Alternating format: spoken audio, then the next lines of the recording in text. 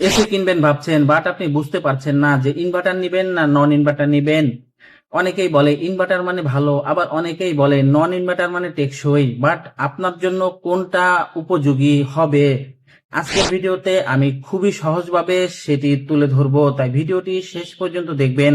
শেষ পর্যন্ত দেখলে আপনি নিজেই ইউজ করতে পারবেন যে আপনার জন্য কোন এসিটি উপযোগী হবে। চলুন আগে আমরা নন ইনভার্টার এবং ইনভার্টার এসির পার্থক্যগুলো বুঝি। নন ইনভার্টার এসি কিভাবে কাজ করে, আপনার রুম যখন ঠান্ডা থাকবে তখন কিন্তু এটি অটোমেটিক্যালি অফ মোডে থাকবে। আবার আপনার রুম যখন আস্তে আস্তে গরম হয়ে উঠবে তখন কিন্তু এটি অটোমেটিক্যালি অন হয়ে যাবে।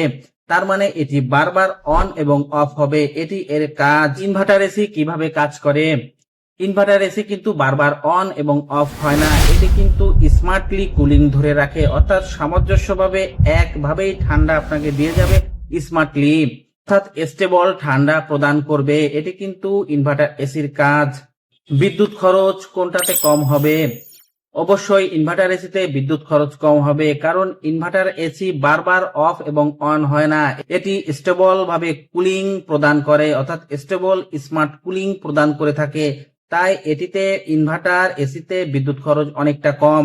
আর নন ইনভার্টার এসি যেহেতু বারবার অফ এবং অন হয়, সেহেতু এটিতে বিদ্যুৎ খরচ অনেকাংশে বেশি হয়। আপনি কত ঘন্টা এসি চালাবেন, আপনি যদি 8 থেকে 10 ঘন্টা এসি চালান তাহলে অবশ্যই আমি বলবো আপনি ইনভার্টার এসি ক্রয় করবেন। এবং আপনি যদি 2 থেকে 3 ঘন্টা অথবা 3 থেকে 4 ঘন্টা এসি চালান তাহলে আপনি অবশ্যই নন ইনভার্টার এসিটি ক্রয় করতে পারেন। দামের পার্থক্য, ইনভার্টার এসি অবশ্যই নন ইনভার্টার এসি থেকে 15 থেকে 20,000 টাকা দাম বেশি হয়ে থাকে। অপরদিকে আপনার নন ইনভার্টার এসি কিন্তু অনেকটা রিজনেবল প্রাইসে হয়ে থাকে, যেটি আপনার হাতের নাগালেই থাকে, কারণ অনেক দাম কমে হয়ে থাকে নন ইনভার্টার এসি।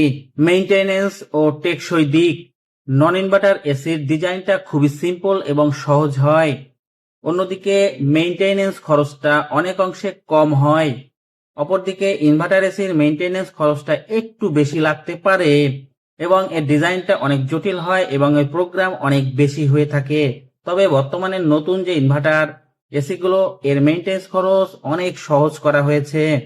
কুলিং পারফরমেন্স, যদি আপনি দ্রুত ঠান্ডা করতে চান আপনার রুম অথবা অফিস তাহলে অবশ্যই নন ইনভার্টার এসি ক্রয় করবেন, কারণ নন ইনভার্টার এসিতে কুলিং ক্যাপাসিটি অনেকটা বেশি থাকে এবং দ্রুত কুলিং হয়। আর যদি আপনি স্টেবল কুলিং অর্থাৎ স্মার্ট কুলিং চান তার জন্য আপনি ইনভার্টার এসি ক্রয় করবেন। আপনি যদি স্টেবল কুলিং চান তাহলে অবশ্যই ইনভার্টার এসি ক্রয় করবেন। এখন বলবো আপনার জন্য কোন এসিটি সঠিক হবে। ইনভার্টার এসি নিন যদি আপনি বিদ্যুৎ বিল কমাতে চান এবং স্টেবল স্মার্ট কুলিং চান, এবং আপনার এসি যদি অনেকক্ষণ ধরে চালাতে চান তাহলে আপনি অবশ্যই ইনভার্টার এসি নিন। অন্যদিকে আপনি নন ইনভার্টার এসিও নিতে পারেন যদি আপনার এসি খুব কম সময়ের জন্য চলে এবং আপনার বাজেট যদি খুবই সীমিত থাকে, অর্থাৎ রিজনেবল প্রাইসে যদি আপনি এসি ক্রয় করতে চান সেক্ষেত্রে আপনি নন ইনভার্টার এসি নিতে পারেন। এছাড়া নন ইনভার্টার এসির আর একটা সুবিধা আছে, আপনার রুম অথবা অফিস যদি আপনি দ্রুত কুলিং করতে চান তাহলে আপনি নন ইনভার্টার এসি নিতে পারেন। সেই সাথে নন ইনভার্টার এসির মেইনটেনেন্স কিন্তু খুবই সহজ।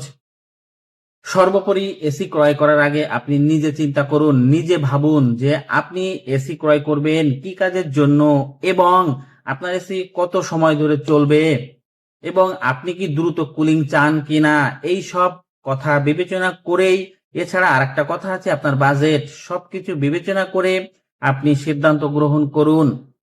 আর ভিডিওটি আজকে এই পর্যন্তই শেষ করছি। যদি ভালো লেগে থাকে তাহলে অবশ্যই আপনি লাইক করতে পারেন, শেয়ার করতে পারেন এবং সাবস্ক্রাইব করে আমার পাশে থাকতে পারেন। ধন্যবাদ।